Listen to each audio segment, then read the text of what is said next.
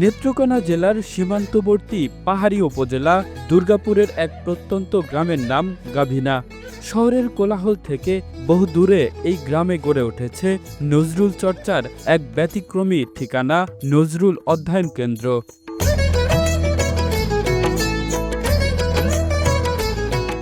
গাভিনা গ্রামের একটি ঘরে সংরক্ষিত রয়েছে জাতীয় কবি কাজী নজরুল ইসলামের জীবন, সাহিত্য ও চেতনার এক অনন্য ভাণ্ডার।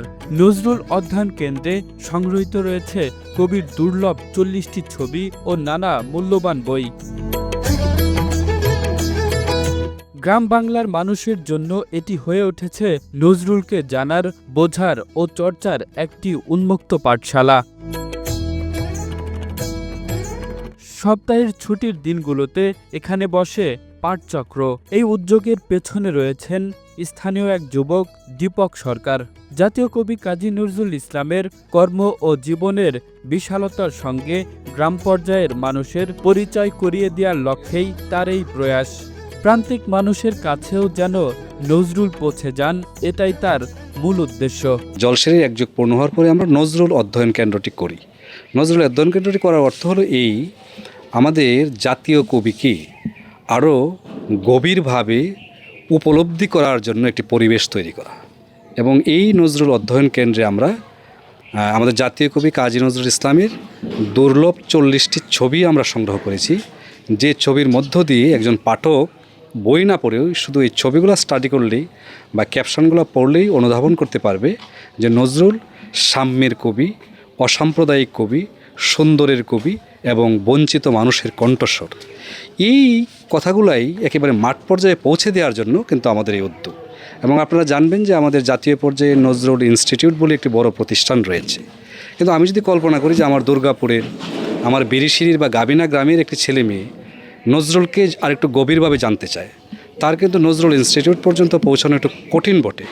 সেই জন্য তাদের কাছাকাছি এনে দেওয়ার জন্য, পাঠককে নজরুল সম্পর্কে জানার একটি পরিবেশ খুব কাছাকাছি এনে দেওয়ার জন্য আমাদের নজরুল অধ্যয়ন কেন্দ্রটি আমরা মূলত ২০২৫-এ প্রতিষ্ঠা করেছি।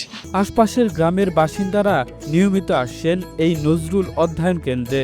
অনেকেই নিজেদের শিশুদের নিয়ে এসে জাতীয় কবির সঙ্গে পরিচয় করিয়ে দিচ্ছেন। প্রত্যন্ত গ্রামে এমন একটি সুযোগ পেয়ে খুশি স্থানীয়রা। আজকে আমি প্রথম আসলাম এখানে, তো এসে আমি যে পাঠাগারের পরিবেশ এবং শিক্ষার্থীদের যে প্রাণচঞ্চল উপস্থিতি, এটা আমাকে খুবই মুগ্ধ করেছে।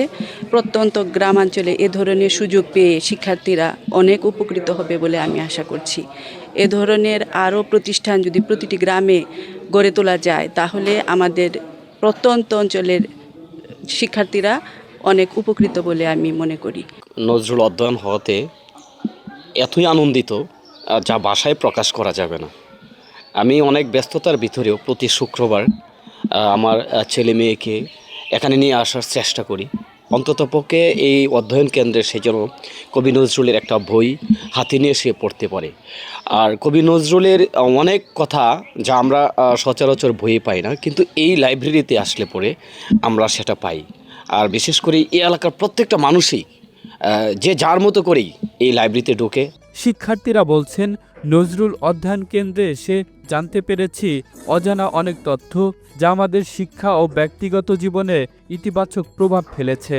এর ভিতরে অনেক কিছু আছে, এই নজরুলের অনেক ছবি যা আগে আমরা কখনো দেখিনি। আমরা হয়তো অজানা অনেক কিছু থাকে না, যেমন আমরা এমন অনেক কিছুই দেখেছি, কিন্তু এইখানে যা আছে এমন এর মধ্যে অনেক কিছু আমরা দেখিনি।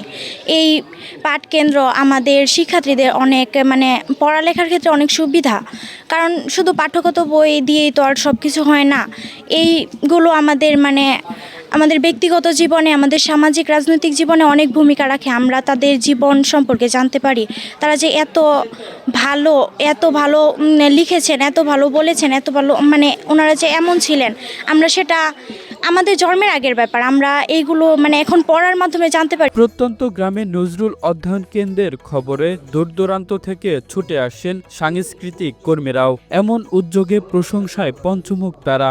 আমি নেত্রকোনা থেকে এসেছি। আমি একজন উন্নয়ন কর্মী এবং সাংস্কৃতিক কর্মী। আমি শুনেছিলাম যে দুর্গাপুরের গাভিনা গ্রামে খুবই প্রত্যন্ত একটা অঞ্চল, এখানে আমি আর কখনো আসিনি। এখানে একটা নজরুল অধ্যয়ন কেন্দ্র হয়েছে, যেটা নজরুলকে নিয়ে অধ্যয়ন করা হয় এবং নজরুলকে নিয়ে বিস্তরভাবে গবেষণা বা জানার একটা জায়গা তৈরি হয়েছে। তো এটা জানার পরে আমি দেখতে আসলাম। আসলে এটা একটা অভিভূত হওয়ার মতো একটা বিষয় আমি যেটা অনুধাবন করলাম।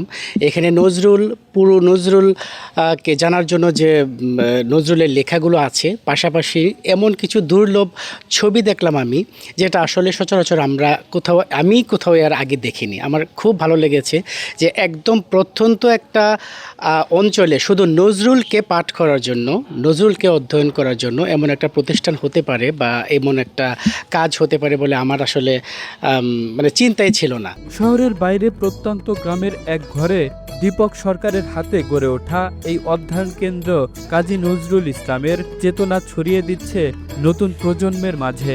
প্রান্তিক জনপদের থেকেও যে জাতীয় কবির চর্চা করা ও ইতিহাস ছড়িয়ে দেওয়া সম্ভব, এই উদ্যোগ তার বাস্তব প্রমাণ। Kamrul Islam, Asian television.